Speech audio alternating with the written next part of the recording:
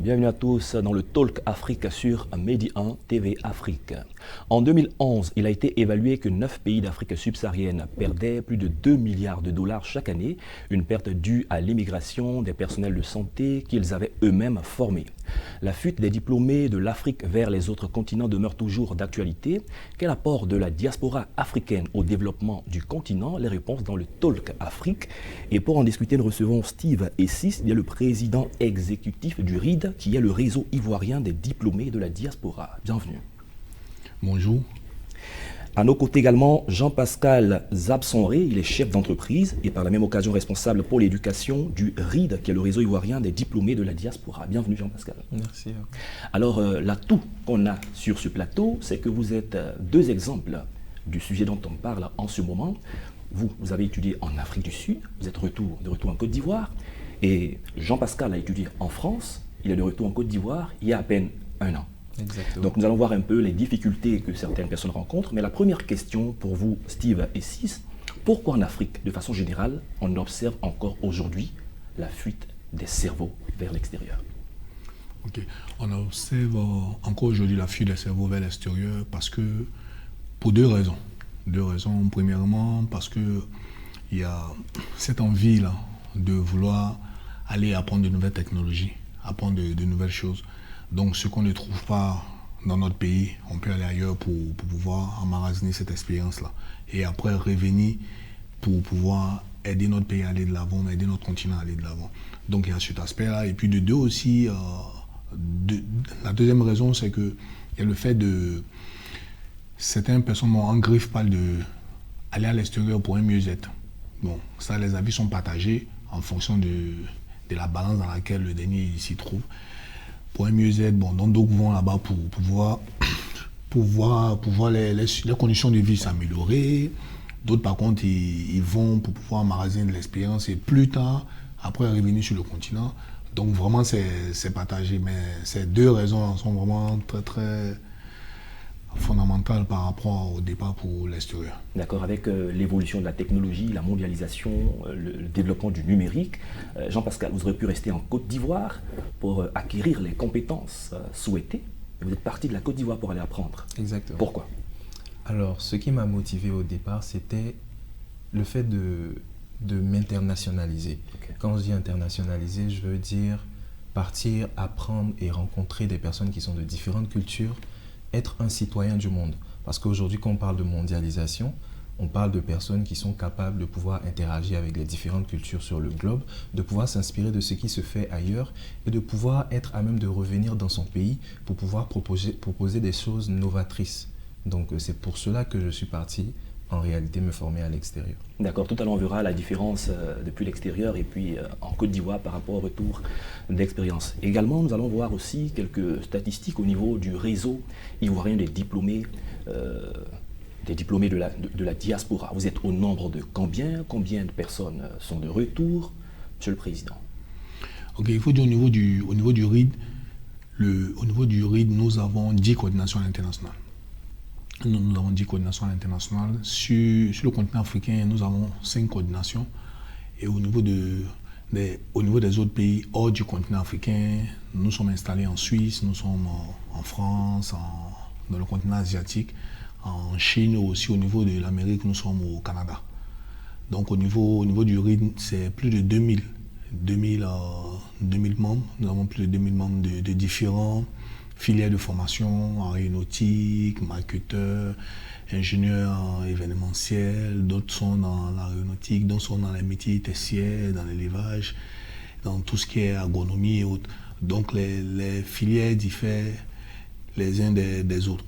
Maintenant au niveau du RID aussi, nous travaillons vraiment à donner vie à tous ceux de la diaspora en tant que jeunes diplômés qui ont vu des choses à l'extérieur et qui veulent, par exemple, le matérialiser dans le pays ou bien soit sur le continent. D'accord. Quand on parle de fuite de cerveau, il y en a de 3 types. Il y a au plan interne, donc on voit certains travailleurs qui sont qualifiés et qui, dans un pays, se déplacent vers certaines ONG. Il y en a au plan externe, des personnes comme vous qui partent, mais qui y restent. Et est-ce que l'ONU définit comme circulaire, c'est-à-dire les personnes qui vont pour peu de temps et qui reviennent? Quand vous regardez un peu le réseau dans lequel vous êtes, de ces trois types, à quel niveau est-ce qu'on peut se situer par rapport à la fuite des cerveaux de la Côte d'Ivoire vers l'extérieur? Alors, au niveau de la Côte d'Ivoire vers l'extérieur, je pense qu'on peut se situer dans la zone de ceux qui vont et qui reviennent. Qui reviennent, oui. Vous pensez? Oui, parce que de plus en plus, notre jeunesse comprend qu'il est important de pouvoir venir contribuer au développement de notre pays. Et nous sommes aussi alertes sur le fait que l'Eldorado, c'est ici. Nous voyons qu'il y a beaucoup d'investissements étrangers qui se profilent. Donc, avoir et être un acteur du futur, ça commence dès maintenant. C'est pour ça que je pense que les personnes sont de plus en plus motivées pour pouvoir prendre de l'avance sur les connaissances que les autres pays ont à nous offrir et à pouvoir venir les proposer sur le continent. D'accord. Selon le FMI, le chiffre de migrants africains à destination des pays les plus riches pourrait bondir de 7 millions, c'était en 2013, à 34 millions en 2050. C'est un chiffre très très important. Ça veut dire que ça va augmenter de plus en plus. Qu'est-ce que vous pensez? Bien sûr. Bon, à l'échelle mondiale, aujourd'hui, on parle beaucoup plus de mobilité internationale. Donc aujourd'hui, le français peut être formé en France et venir travailler sur le continent africain, de même que l'asiatique peut être formé sur le continent asiatique et venir travailler dans le continent européen, de même qu'un africain peut être formé en Afrique et aller travailler sur le continent asiatique ou sur le continent américain. Donc la mobilité aujourd'hui est l'international. Et c'est pour ça que nous, en tant que diplômés, on insiste au niveau de nos cadets pour dire aujourd'hui, il faut vraiment travailler à pouvoir se démarquer du lot. Parce qu'aujourd'hui, au niveau de la mobilité, elle est internationale. Aujourd'hui, si tu as la compétence, cette compétence-là peut te permettre d'aller travailler dans n'importe quel environnement, pas anglophone comme francophone. Maintenant aussi, avec les chiffres que nous voyons du FMI, que vous avez énuméré tout à l'heure, cela dénote qu'il y a beaucoup de mouvements qui sont faits en ce qui concerne la migration tant régulière au niveau de la régularité de cette migration. Et cette migration, ça veut dire qu'aujourd'hui, le monde, il n'y a plus de frontières. Il n'y a plus de frontières et il faut, si tu es dans un domaine, il faut vraiment travailler à être excellent dans ce domaine-là. Parce que c'est seule l'excellence dans un domaine qui te permettra de pouvoir t'ouvrir plusieurs portes. Parce que, par exemple, lorsque j'ai un parent qui est malade et que je suis dans un quartier, je ne vais pas demander à avoir un médecin, mais je vais demander à avoir le bon médecin. Est-ce que mon ami connaît le bon médecin dans le quartier? Lorsque, par exemple, il y a ma voiture qui a un problème et que je suis isolé dans un quartier, je ne vais pas demander à avoir un mécanicien, je vais demander à avoir le bon mécanicien. Donc, dans toute formation, il est important pour nous, en tant que jeunes diplômés, de pouvoir se démarquer du lot en étant excellents. Parce que les excellents sont toujours recherchés et recommandés partout à travers le monde. D'accord. Tout à l'heure, vous avez touché un secteur qui est l'un des plus touchés dans le domaine de la fuite des cerveaux vers l'extérieur, c'est le domaine de la santé. Au Nigeria, selon des statistiques, sur 10 médecins, il y en a 9 qui ont envie de partir ailleurs. Prenons l'exemple de Jean-Pascal qui lui est revenu, vous n'êtes pas médecin, mais qu'est-ce qui fait que vous êtes dans un pays développé, vous ne voulez pas y rester, vous revenez dans votre pays pour pouvoir certainement apporter votre expérience? Pourquoi? Alors comme je vous disais, de plus en plus, nous avons conscience que l'Eldorado c'est ici. Donc c'est-à-dire que l'avenir du monde se joue en Afrique. Plusieurs statistiques le démontrent. Ce qui fait qu'un étranger va dans un pays et a le désir de revenir dans son pays d'origine pour pouvoir y contribuer, c'est d'abord l'amour de son pays. Ouais. C'est aussi le fait de voir qu'il y a beaucoup de choses à faire. Les pays développés n'ont pas cette marge de manœuvre que nous avons. Nous avons la possibilité de regarder ce qu'ils ont fait, ce qui a marché et ce qui n'a pas marché, et pouvoir venir les implémenter ici. Donc il y a tellement de choses à faire que être un acteur dominant dans le futur pour qu'on puisse parler comme nous, comme des personnes qui influencent le monde, ça commence dès maintenant, comme je le dis. Donc l'idée, c'est de partir, de prendre ce qu'il y a à prendre et de se dire qu'on veut venir se positionner comme étant un acteur majeur dans le secteur dans lequel on a étudié. Et comme vous parliez de valeurs d'excellence, c'est ça. Venir travailler, se faire une expérience, se faire connaître et démontrer notre excellence sur notre continent. Parce qu'après tout, c'est notre continent, c'est notre pays. Et même ce qui même est un peu paradoxal, c'est que pendant que plusieurs, par exemple, cherchent à quitter le continent pour aller ailleurs, chose que pour une raison ou pour une autre, chacun a ses motivations, on voit plusieurs groupes de multinationales d'entreprises étrangères qui viennent s'installer sur le continent. Alors, nous qui avons eu la chance d'avoir fait l'extérieur, lorsque vous êtes dans un pays, par exemple, comme l'Afrique du Sud, ou même dans des pays, que ce soit en France, en Russie, même en Ukraine, et même au niveau même du Canada, c'est des pays, quand tu regardes, parce que tout a été construit. Et le fruit de ce développement avancé qu'on voit, c'était le travail acharné de l'aide des ancêtres. Donc je pense que pour nous, au niveau du continent, on a tout à construire. Il y a des pays où lorsque tu sors à n'importe quelle heure, les services sont 24%, HS, elles sont disponibles. Et tu peux profiter de ces services-là 24 heures sur 24 heures. Par contre, ici sur le continent, il y a beaucoup encore à refaire, à construire. Malgré que nos décideurs essaient de faire avancer les choses, mais je pense qu'au niveau du développement du continent, c'est tripartite et chacun de nous peut apporter sa contribution.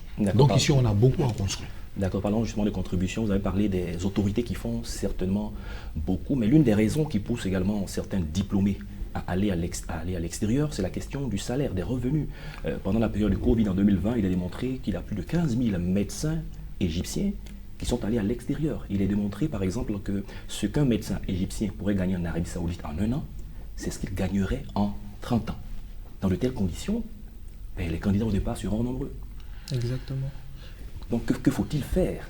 Si, les candidats au départ seront nombreux parce qu'après, au soir de la vie d'un être humain, lorsque tu as eu la carrière que tu veux, lorsque tu as eu le positionnement que tu veux, lorsque tu as eu le branding que tu voulais pour ta carrière, après, il y a un décompte qui sera fait, il y a un bilan personnel. Le bilan personnel, c'est est-ce que toi-même, quand tu regardes dans le miroir, tu es fier de ces acquis, tu es fier du travail que tu as fait, que ce soit pour toi-même, aussi pour ta famille et même pour ton pays et voire pour ton continent. Donc aujourd'hui, le fait de pouvoir, dans cette mobilité-là, de pouvoir aller hors du continent, c'est pas totalement mauvais. C'est pas totalement mauvais. Parce que par derrière aussi, ces derniers qui vont pour plusieurs raisons. Et après, le fait qu'il y a eu déplacement, quitter l'Afrique pour aller dans ce continent, dans d'autres continents, pour aller apprendre, pour gagner de l'argent, ces derniers-là reviennent dans le continent pour réinvestir, non seulement dans le continent africain, d'autres reviennent en tant que des managers, des chefs d'entreprise, pour venir déposer certaines choses ici en termes d'entreprise qu'ils ont vues à l'extérieur, qui ne sont pas encore opérationnelles au niveau du continent, pour installer ces entreprises-là, pour améliorer les conditions de vie des populations. Et aussi, ces derniers-là, lorsqu'ils reviennent, il y a des technologies qu'ils ont vues à l'extérieur qui essaient de mettre en place. Maintenant, après, c'est à notre décideur aussi de pouvoir essayer de pouvoir créer l'environnement attractif pour permettre à ces derniers-là de revenir. Parce que, imagine des fois certains de nos professeurs, éminents professeurs qui ont été formés à l'extérieur, lorsqu'ils reviennent même ici, pour être intégrés même dans le système, c'est hautement compliqué.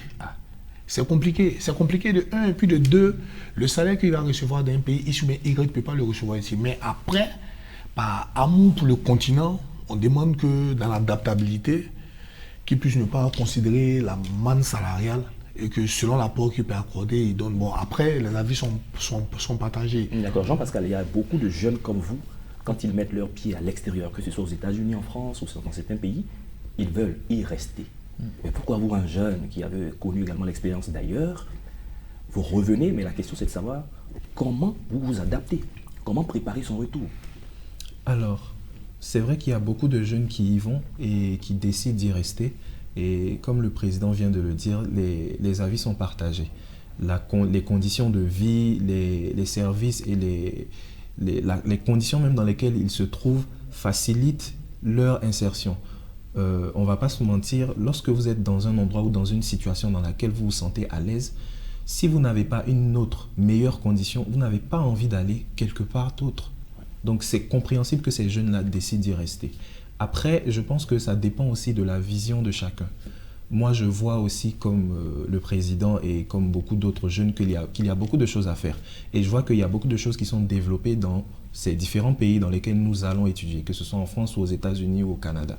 Et moi, je me dis que autant que ces entreprises-là sont développées, et comme ça a été aussi, comme le président le disait, le travail des générations qui ont précédé, je me dis que je veux m'inscrire dans cette génération-là aussi qui pourra être demain, faire partie des grosses entreprises sur le continent. Et je me dis qu'il n'y a pas de meilleur moment que celui-ci où il y a encore beaucoup de choses à faire, où il n'y a pas encore des acteurs qui sont installés de manière vraiment définitive ou qui sont sur plusieurs années. Voilà.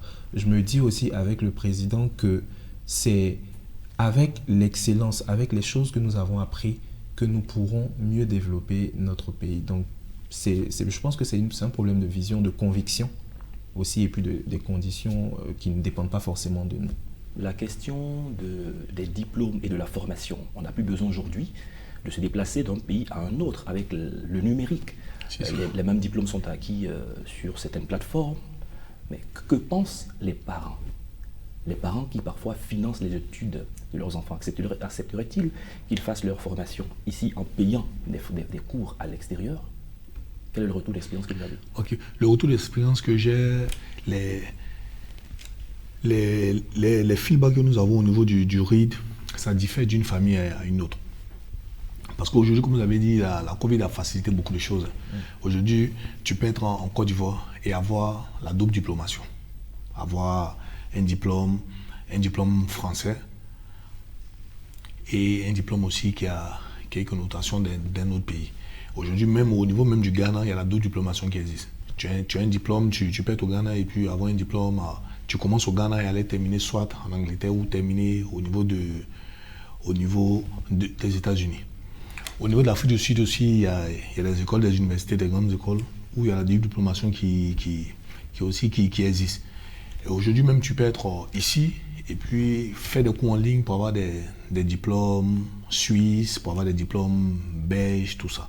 C'est possible. Maintenant, après, au niveau de la méthode de travail, l'étudiant, il apprend. Au niveau des bonnes pratiques, les bonnes pratiques sont transmises à l'étudiant. Et aussi, tout ce qui accompagne le contenu du diplôme, il aura. Parce que comme Jean-Pascal est en train de le dire, en général, nous avons des professionnels qui sont dans un secteur XY et ce sont ces personnes qui constituent des professeurs par rapport à ces différents filières-là. Maintenant, s'il y a une différence, lorsque tu es dans le pays même et que tu apprends.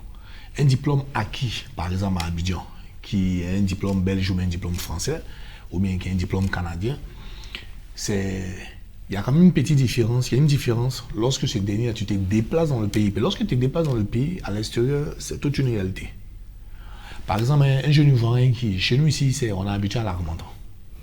Lorsque le mois de décembre, de janvier arrive, il y a l'Harmattan qui nous précède. Mais lorsque, par exemple, tu vas à l'extérieur, mais tu vas dans d'autres pays, en Ukraine, on te parle par moment de moins de 4 degrés. Au Canada, on n'en parle même pas. En Russie, on n'en parle pas. Donc, dans le réseau, par exemple, nous venons des différents pays. Donc, des fois, quand on se parle en nous-mêmes, par rapport aux réalités qu'on a vécues, quand tu entends la réalité des autres, tu vois que toi-même, tu te plais, mais tu as vécu pire. Parce que, par exemple, lorsque tu vas à l'extérieur, dans ces pays que j'ai cités, l'Harmattan, le froid, c'est pas l'Harmattan. Le froid, c'est pas l'Harmattan. Des fois, le froid te prend, tu es couché sur un côté, tu ne peux même pas t'élever. Et même quand tu repasses que sur ce côté-là. Donc, par exemple, nous, c'est pourquoi en tant qu'aînés, ce que nous faisons en tant que grands frères, c'est vraiment de mieux outiller nos petits frères ici. Il faut qu'ils aient toutes les mesures d'accompagnement, mieux préparer leur retour ici. Même lorsqu'on va à l'extérieur, il y a des métiers qu'on ne fait pas, il y a des métiers quand tu fais à l'extérieur, ne t'attends pas à une insertion facile ici au pays. Par exemple, en France, où DP a été formé, il y a par exemple le diplôme d'assistant de vie, un master en assistant de vie. Assistant de vie, c'est une filière qui te permet après de prendre soin de nos parents âgés et autres. Actuellement, en Afrique, ce n'est pas encore opérationnel. Dans notre pays, par exemple, en Côte d'Ivoire, ce n'est pas encore opérationnel. Donc ça, si par exemple, un jeune diplômé, il n'est pas averti que tu vas te faire former, par exemple, en France, dans un master assistant de vie, demain, si tu reviens au pays, ce sera compliqué pour toi d'être inséré. Parce qu'il y a ces métiers-là encore qui demain, certainement, vont créer de l'emploi, mais pour le moment, ce n'est pas encore d'actualité ici. Donc, je pense qu'il faut avoir toutes ces informations-là. Et puis surtout, avoir la bonne information avant de partir, être mieux préparé. Parce que même, il y a les métiers d'avenir. Aujourd'hui, il y a le PND qui est sorti, le Plan national de développement, qui s'étend dans la période, par exemple, jusqu'à 2030. Dans la période 2021, 2025, 2025, 2030. Par exemple, par rapport à cette période-là, il est important pour nous de pouvoir donner la bonne orientation à nos petits frères pour dire voici les différents chantiers du pays dans les 5 années, dans les 10 années à venir. Donc, par rapport à ça, il faut être fait former dans ce métier XY parce que il y a des manques en termes de main-d'œuvre qualifiée. D'accord. Au niveau du réseau des diplômés de la diaspora, quelles sont vos collaborations avec les autorités du pays? Parce que vous faites de la sensibilisation, vous faites aussi de la formation de certains candidats aux formations à l'extérieur. Comment vous collaborez avec les ministères de tutelle, avec toutes ces structures? Alors, notre collaboration est effective avec les différentes autorités. Lorsque, par exemple, nous avons pour projet de donner la bonne information et la bonne orientation à nos petits frères qui veulent partir se faire former à l'extérieur, nous approchons le ministère ou l'institution qui est à même de pouvoir nous aider et qui participe aussi à la promotion de la mobilité internationale. C'est ce que je peux dire au niveau de... Aussi pour juste à ajouter à ce que Jean-Pascal vient de dire, il est important aussi de noter que nous travaillons avec le gouvernement par le biais du ministère d'État de l'intégration africaine des Ivoiriens de l'extérieur, qui a été même un acteur majeur qui nous a accompagnés depuis la première édition des Awards jusqu'à maintenant, par un appui institutionnel, et qui ont toujours été présents, qui nous donnent aussi des conseils, des orientations pour mieux structurer le projet et aussi dans la politique de retour au pays. Lorsqu'il y a des ateliers, nous sommes invités pour donner nos points de vue en tant qu'organisation de jeunesse de la diaspora, pour mieux expliquer nos réalités. Parce que nos réalités d'aujourd'hui ne sont pas les réalités de nos grands frères il y a 15 ans, il y a 20 ans. D'accord. Comment la diaspora, qui n'est pas de retour, qui reste à l'extérieur, c'est cela, peut-elle s'investir dans le développement, par exemple, de la Côte d'Ivoire ou du continent?